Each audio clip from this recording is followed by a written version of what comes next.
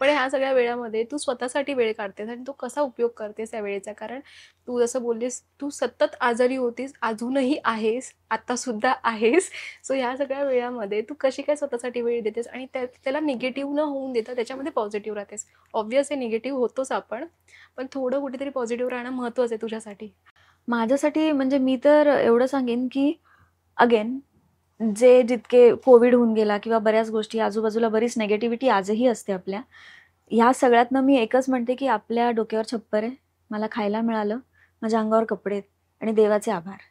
So मी इतक्या बेसिक्सवरती जगते आणि मग देव त्याची कृपा करत राहतो. कारण मी ह्या थॉटनी नाही जगले ना जर का, तर मी नाही जगू शकणार. कारण माझ्यासाठी महाराजांचं करणं ही पहिली आणि दिवसाची शेवटची गोष्ट ती असते. सो मी त्यांचं सिन्सिअरली मनापासून जे काही करायचं आहे, रोजचं माझं वाचन जे काही ते करते. त्याच्या पुढे बाकी सगळ्या गोष्टी असतात. त्यामुळे मग मला पॉझिटिव्हिटी आपसूक येत जाते. सकाळी रोज माझी पूजा वाचन वाचन झाल्याशिवाय मी बाहेर पडत नाही. मग पॉझिटिव्हिटी अजून म्हणजे कशी येणार निगेटिव्हिटी? माझ्या डोक्यावरतीच जर का इतकी मोठी व्यक्ती आहे, इतकी मोठी पॉवर आहे, तर मग निगेटिव्हिटी माझ्यात नाही येऊ शकत. आणि हे आजार-बिजार तर मला असं होतं, की आता एवढ्या मोठ्या आजारातनं मी झाली आहे बरी. तर हे सर्दी, ताप, खोकला वगैरे इझी हां, ईझी, आहे. अगदीच ईझी आहे माझ्यासाठी. मला त्याचं काहीच हे वाटत नाही. पण मी नेहमी सगळ्यांना हे सांगते, की ठीक आहे, जे काय होतंय ना, तुम्ही जर स्वतः खचलात ना, तर मग सगळंच संपतं. आजाराला कधी जिंकू नाही द्यायचं. आपण जिंकायचं. आणि मी ते आधीपासून ठरवलेलं आहे, की मी जिंकणार आहे आणि मी जिंकतीये. मी आजाराला कधीच जिंकू नाही देणार आणि इतरांना पण सांगताना मी सांगते, की निगेटिव्हिटी, आजार ह्या गोष्टींना जिंकू देऊ नका कधीच. तुम्ही जिंका. ह्या सगळ्यामध्ये सॉरी, ह्या सगळ्यामध्ये तू महाराजांबद्दल बोललीस.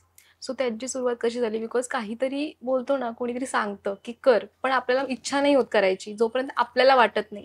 ते आपल्याला वाटणं कधी झालं तुला? आपल्याला वाटणं असं नाही म्हणणार मी.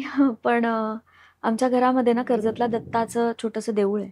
सो दत्त महाराजांचं आमच्या घरामध्ये करणं होतंच. लहानपणी पण मी दत्त जयंतीला वगैरे पण ते कसं नकळत्या वयात करून जायचो आपण. करून जायचं. कॉन्शियसली आपण जेव्हा एखादी गोष्ट करायला लागतो ना, तेव्हा त्याचे फरक आपल्याला दिसायला लागतात. आणि कोविडच्या दरम्यान, कोविडच्या आधीच जेव्हा माझं हे दुखणं खूप बळावलं होतं, माझा मित्र आहे प्रसाद. त्यानी मला ह्या पूर्ण पाथमध्ये आणलं आणि त्यांनी मला पूर्णपणे मी सांगते, की उभं केलं त्यांनी मला. ह्या आजारातून किंवा या सगळ्या गोष्टींमधून. यश माझ्याबरोबर होता. प्रसादचाच भाऊ आहे यश. त्यांनी मला ह्या सगळ्यातनं खूप फर्मली बाहेर काढलं. मला विश्वास दिला, की ह्या काही गोष्टी आहेत ज्या तू केल्यास, तर लाईफ विल चेंज. आणि माझं लाईफ ॲक्चुअली चेंज झालं. मी नॉनव्हेज खायचे पूर्वी, तेही बंद केलं. कांदा लसूणही खात नाही मी. आणि ज्या गोष्टी महाराजांच्या करायच्या त्या मी स्ट्रिक्टली म्हणजे पूर्णपणे फॉलो करते. मग मी घरी कर्जतला गेले, कर्जतला खातात, पण मी खात नाही. माझ्यासाठी वेगळं जेवण बनतं. माझ्या घरी तर मी इकडे कांदा लसूण भरतही नाही. सो मी इतकी स्ट्रिक्ट आहे त्या बाबतीत. ज्या त्यांचे रूल्स आहेत ते रूल्स आहेत आणि त्या पलीकडे मी जात नाही. आणि मग माझं असं होतं, की आता यश, प्रसाद यांनी जे मला सांगितलंय ते मी पुढे नेणार, ते मी फॉलो करत राहणार. बट येस, त्यांनी दोघांनी मला आणि एस्पेशली प्रसादनी खूप जास्त सपोर्ट करून जेव्हा जेव्हा म्हणजे माझ्या प्रत्येक MRIच्या वेळेला, माझे प्रत्येक डॉक्टरचे काही अपॉइंटमेंट्स असायच्या, ही यूज टू बी देअर. एक आपल्याला सपोर्ट हवा असतो. ही यूज टू बी देअर. माझ्या पेरेंट्सला कधी कधी माहीत नसायचं, पण तो असायचा, की ह्या सगळ्या त्रासामध्ये, कारण आईला त्रास होऊ शकतो, बाबांना त्रास होऊ शकतो, तर तो असायचा आणि मी त्याच्यावर विश्वास ठेवून लिटरली उभी राहिली आज. मेंटल सपोर्ट आणि इमोशनल सपोर्ट येस, दोन्ही त्यांनी तुला येस. दिलाय. आणि ऍक्च्युली फ्रेंड्स असावे असे हो, आयुष्यामध्ये, हो. कारण आपण कधी कधी आई वडिलांना नाही सांगत, त्यांना त्रास होऊ नये हो, म्हणून. ऍक्च्युली. आणि मग तेव्हा असं होतं की कोणीतरी सांगणारं, बोलणारं, हो, समजवणारं, गाईड करणारं असावं. हो. टचवूड तुला तसे फ्रेंड्स आहेत. येस. हे झालंच, पण तू इतकं सगळं सुरू असताना तरी सुद्धा मला ना खरंच प्रश्न पडलाय. तू मगाशी बोलली युनिव्हर्स तुला सपोर्ट करतो. कॉन झाले तुझ्या पूर्ण हेल्थवरती, स्टील तू आता इथे उभी आहेस, बसली आहेस, गप्पा मारतेस, असं दाखवून देत नाहीस की काहीतरी झालंय. ह्या सगळ्या गोष्टींचं रिझन काय तू हे बसण्याचं? कारण नाही ग, कुठलीही मुलगी एवढी कामली नाही घेणार या गोष्टी. हो, ते आहेच. आणि मुळात कसं आहे ना, घरातनं जी शिकवण असते, मुळात मला एक शिकवण होती, की कुठल्याही गोष्टीचा बाऊ करायचा नाही.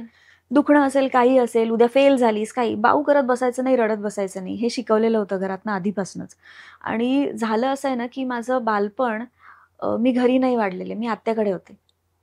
सो आपल्याला एक ती सवय असते बघ, की नाही सांगायचं.